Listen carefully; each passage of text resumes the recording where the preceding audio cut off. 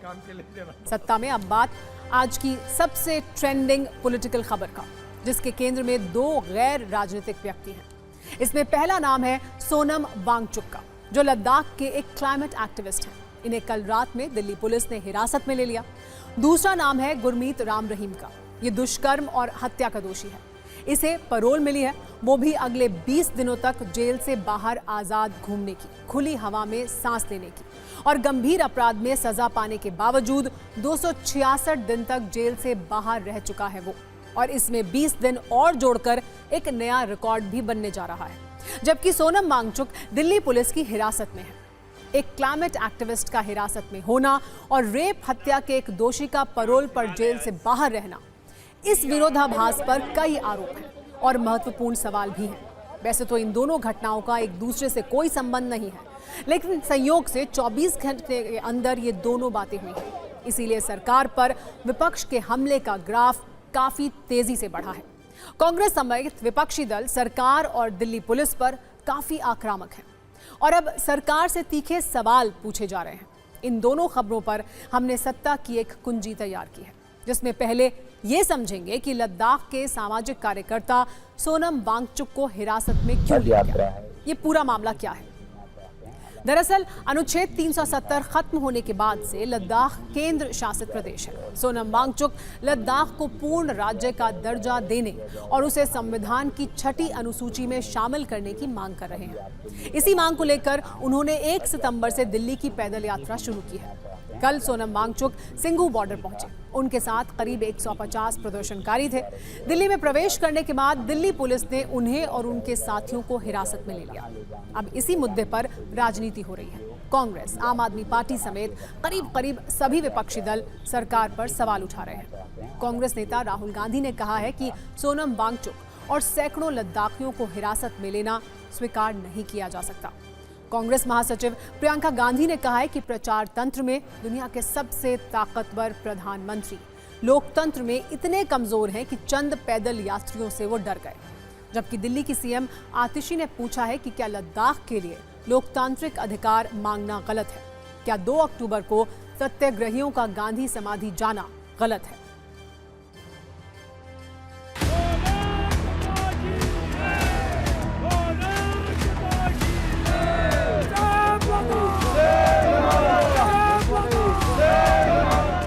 पद यात्रा है उसको वो नहीं होने देना चाहते हैं। हालांकि ये बिल्कुल पीसफुल था, इस पे रोकने की पूरी कोशिश की जा रही है और इसके बाद हमें डिटेन किया जाएगा, अरेस्ट किया जाएगा, कहाँ ले जाएंगे कुछ पता नहीं है। तो ये मैं वीडियो अभी आपके लिए बना के रख रहा हूँ।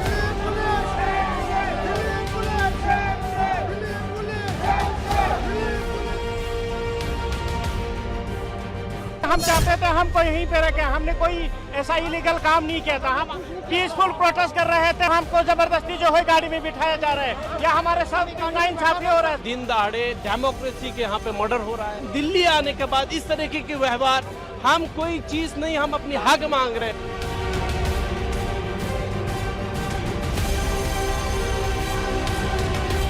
भारतीय जनता पार्टी की तानाशाही है।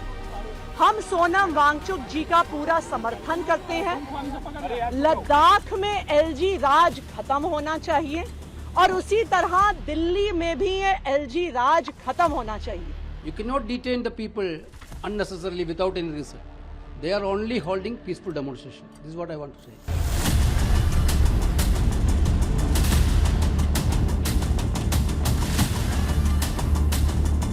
अगर चंद लोगों के साथ एक पदयात्रा करते हुए लद्दाख से आपके यहाँ पे आए हैं तो आप उनको आतंकवादियों की तरह सलूक कर रहे हो कि भाई आतंकवादी घुस जाएंगे। वो आवाज राजधानी में ही आकर उठाएगा, उनके लिए आपने ताले लगा दी, राजघाट पर ताले लगा देंगे। ये पाप है, अपराध नहीं है, ये पाप है जो नरेंद्र मोदी की सरकार ने कल रात को किया। सोनम वांगचुक को हिरासत में लेने पर कांग्रेस और आप काफी सक्रिय और आक्रामक हैं। ऐसे में न्यूज मित्रों को ये जानना जरूरी है कि सोनम वांगचुक है कौन। सोनम वांगचुक शिक्षाविद और जलवायु कार्यकर्ता हैं। वो एक students educational and cultural movement of Ladakh चलाते हैं। शिक्षा में मैकेनिकल इंजीनियर वांगचुक 30 से ज्यादा वर्षों से शिक्षा सुधार के लिए काम कर रहे हैं। सोनम वांगचुक को दुनिया ने तब जाना जब 3 इडियट फिल्म आई। 3 इडियट सोनम वांगचुक के जीवन से प्रेरित थी। इस फिल्म के बाद वो चर्चा में आए। 2019 में जम्मू कश्मीर से अनुच्छेद 370 हटने के बाद मीडिया में भी उनकी चर्चा बढ़ गई है। दरअसल जम्मू कश्मीर से अनुच्छेद 370 हटाने के बाद राज्य को 2 हिस्सों में बांट दिया गया, जिसमें लद्दाख को बिना विधानसभा के केंद्र शासित प्रदेश बना दिया गया। इससे वहां का विशेष दर्जा खत्म हो गया।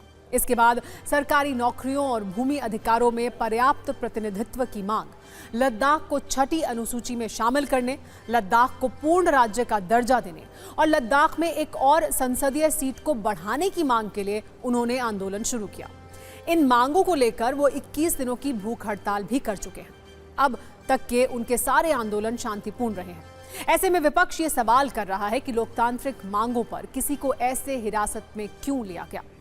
एक तरफ सोनम वांगचुक हिरासत में है तो दूसरी तरफ रेप का दोषी गुरमीत राम रहीम पैरोल पर कभी भी जेल से बाहर आ सकता है।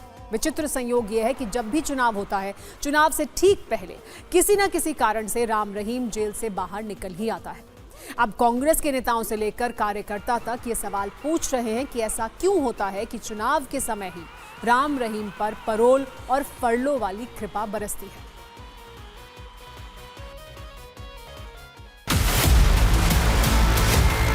इस समय चुनाव जब वहाँ पे 5 तारीख को है और आप उनको 3-4 दिन पहले छोड़ रहे हैं पैरोल, तो निश्चित रूप से ये घबराहट आपकी दिखाती है, आपकी निराशा दिखाती है। बीजेपी की उनकी मिली भगत है, साजिश है, ये मिला हुआ है बीजेपी से। बीजेपी इसको पैसे देती है और बीजेपी इसकी सपोर्ट करती है। ना और अपराधी नहीं इतने पैरोल में लिया करें, और भी जेल में गए हैं और भी अपराधी हैं, किसी को मिलती है। ये तो जी वोट की राजनीति करिए बीजेपी। बीजेपी का समर्थक है, बीजेपी ने इसको बाहर निकाला है, कांग्रेस को इसके बाहर आने में नुकसान है। कितने आरोप हैं उस पर, कितने आदमी उसने मार दिया उसमें डेरे में, और फिर भी उसको बार बार पैरोल दे रहे हैं। ये साजिश है बीजेपी सरकार की।